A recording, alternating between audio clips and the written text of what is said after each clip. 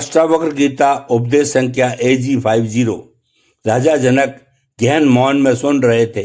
उनका मन पूरी तरह शांत था, एक गहरी नदी की तरह जिसकी सतह पर अब कोई लहर नहीं थी।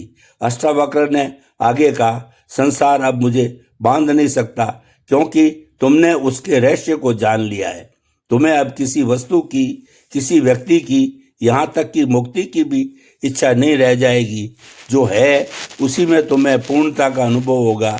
एक साधारण पुष्प की पंखुड़ी देखकर तुम्हारा हृदय नाच उठेगा। एक बच्चे की हंसी सुनकर तुम्हें समस्त सृष्टि का संगीत सुनाई देगा।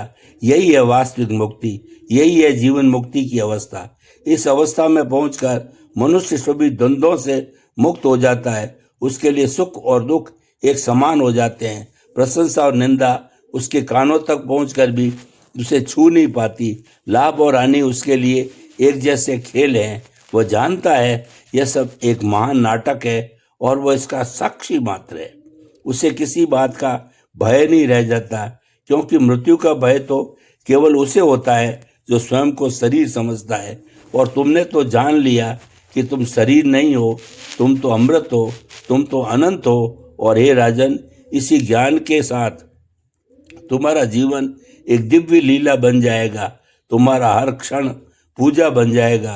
तुम्हारा हर श्वास ईश्वर का स्मरण बन जाएगा। तुम्हारे लिए अब कोई छोटा बड़ा नहीं रहेगा। तुम एक भिखारी में भी उसी दिव्यता को देखोगे जो एक राजा में है। तुम एक पत्थर में भी वही चेतना अनुभव करोगे जो तुम्हारे भीतर है। यही है समस्त विश्व के साथ एकत्व का अनुभव। राजा जनक की आंखों से आनंद के आंसू बहने लगे। यह वो आनंद नहीं था जो किसी बाहरी वस्तु को पाकर मिलता है। यह वो आनंद था जो स्वयं के भीतर ही सदा से विद्यमान था, केवल एक पर्दे के कारण दिखाई नहीं दे रहा था। आज वह पर्दा हट गया। उन्होंने स्वयं को उस आनंद स्वरूप में पहचान लिया। अष्टावक्र ने अंतिम वचन कहे, अब जाओ राजन और जीवन जियो पूरी तरह से, पूरी समग्रता के साथ। तुम्हें किसी वन में जाने की आवश्यकता नहीं। तुम्हारा अपना हृदय ही सबसे बड़ा मंदिर है। तुम्हारी अपनी चेतना ही सबसे बड़ा तीर्थ है।